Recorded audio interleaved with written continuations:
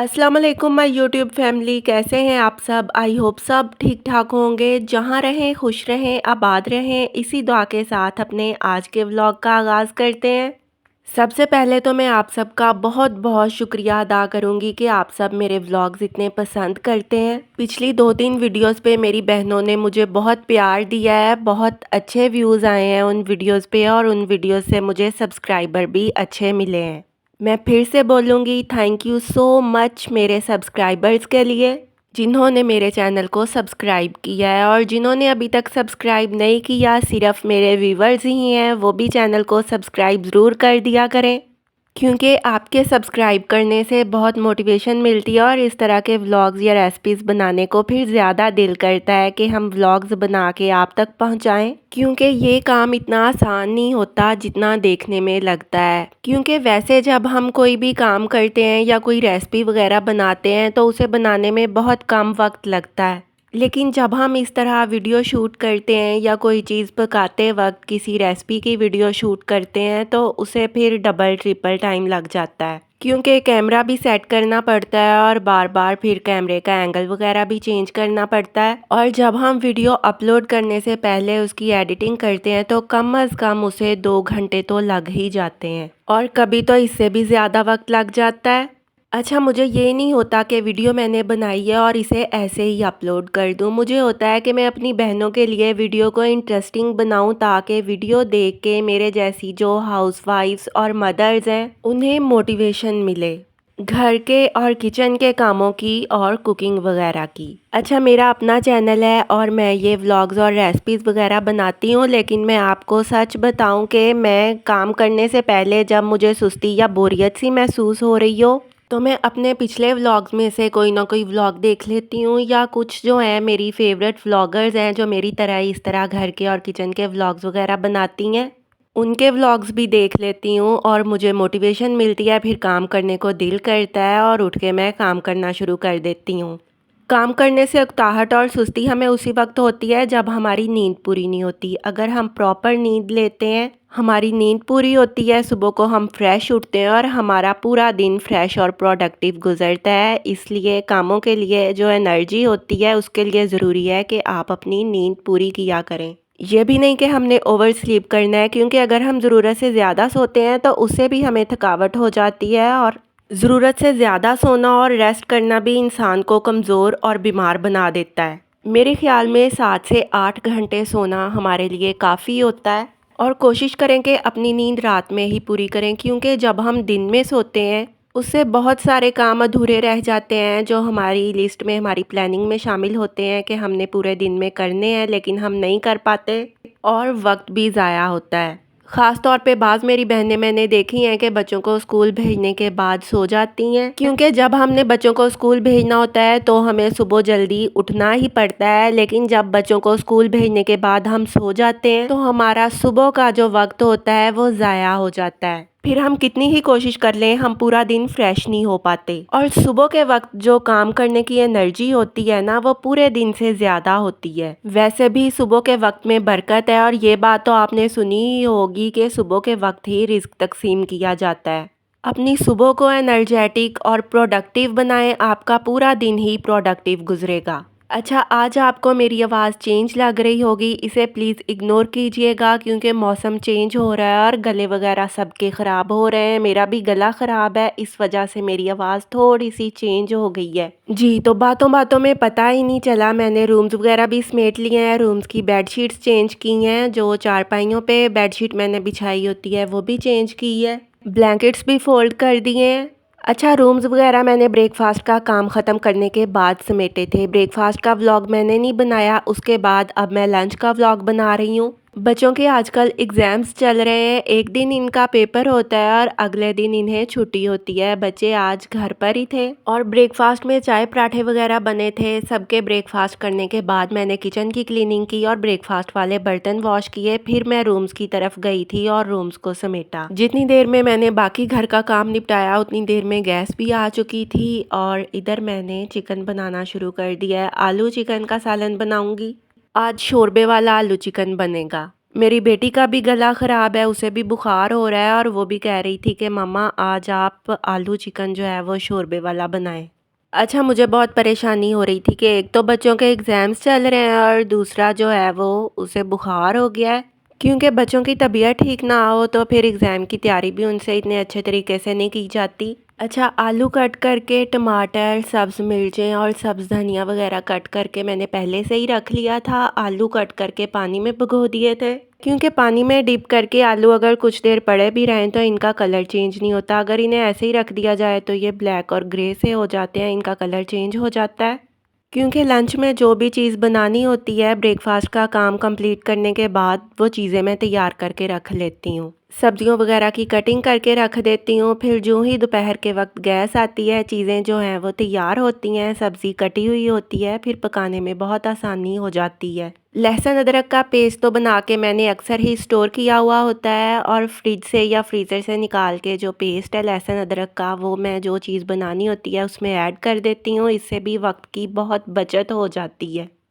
2 अदद दरमियाने साइज़ के प्याज बारीक कलियों में कटे हुए गरम ऑयल में शामिल कर दिए थे। क्वार्टर कप ऑयल ऐड किया था इस कुकिंग पॉट में और प्याज को उसमें गोल्डन ब्राउन कर लिया। जब प्याज ब्राउन हो गया तो इसमें तकरीबन 1 टेबलस्पून लहसुन का पेस्ट और हाफ टेबलस्पून अदरक का पेस्ट ऐड करके लहसुन अदरक को भी 4 मिनट तक भून लिया और फिर इसमें चिकन शामिल कर दिया। प्याज और लहसुन अदरक के पेस्ट के साथ चिकन को भी हमने थोड़ी देर के लिए फ्राई कर लेना है। जब चिकन का कलर चेंज होना शुरू हो जाएगा फिर इसमें टमाटर ऐड करेंगे। इस तरह चिकन का जब कच्चा सा पानी खुश्क हो जाता है और लहसुन अदरक के साथ चिकन की कच्ची वाली जो स्मेल होती है वो भी ख़त्म हो जाती है, फिर जब हम इसमें टमाटर शामिल करते हैं तो चिकन टमाटरों का पानी एब्जॉर्ब करता है। इसका टेस्ट बहुत अच्छा बनता है।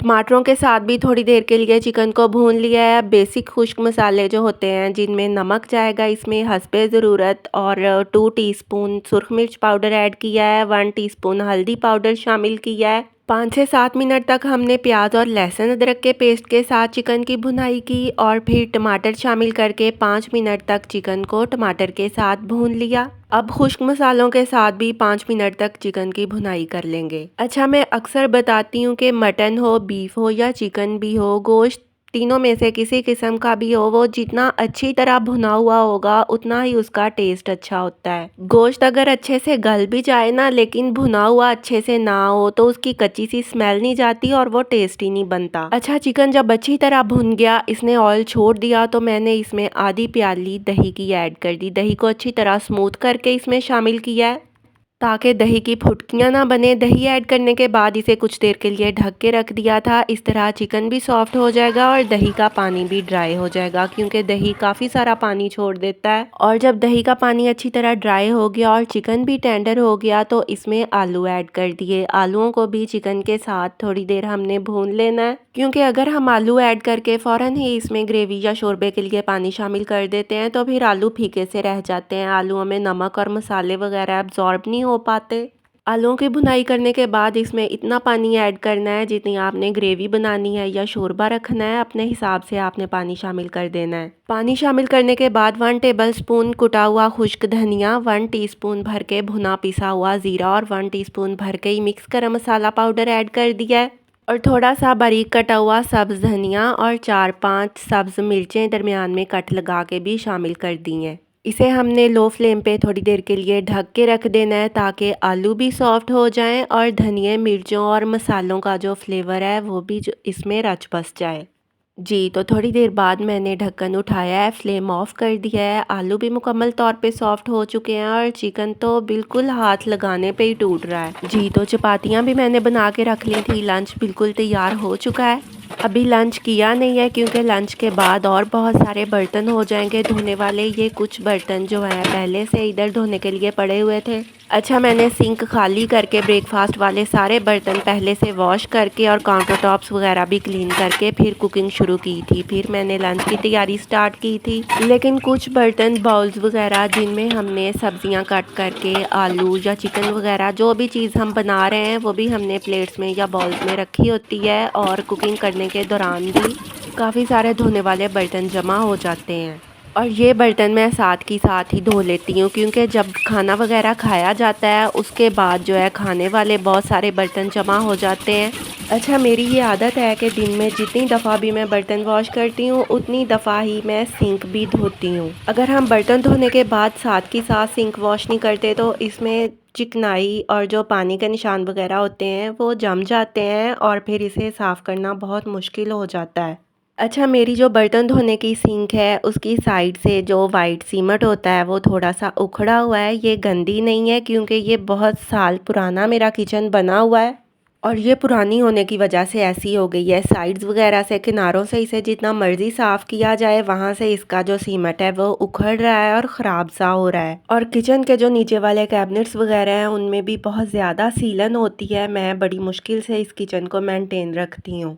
ये जो किचन है ये कम से कम 20 साल पुराना बना हुआ है। इसके कैबिनेट्स वगैरह भी ख़राब हो रहे थे लेकिन फिर भी मैंने इसे बहुत अच्छी तरह से मैनेज किया हुआ है।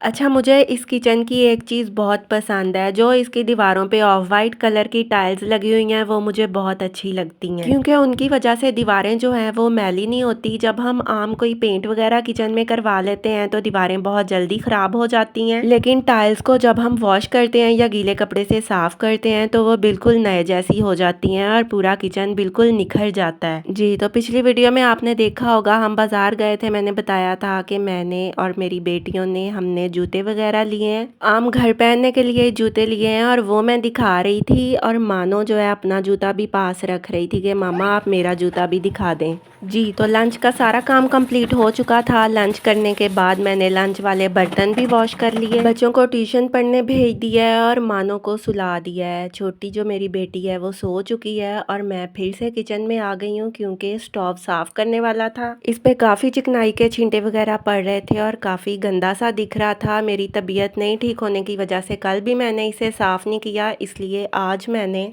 इसे बहुत अच्छी तरह से क्लीन कर दिया है। वैसे मैं इसे हर रोज़ ही साफ़ करती हूँ, ऐसा कम ही होता है कि किसी वजह से इसे मैं हर रोज़ ना क्लीन कर पाऊँ।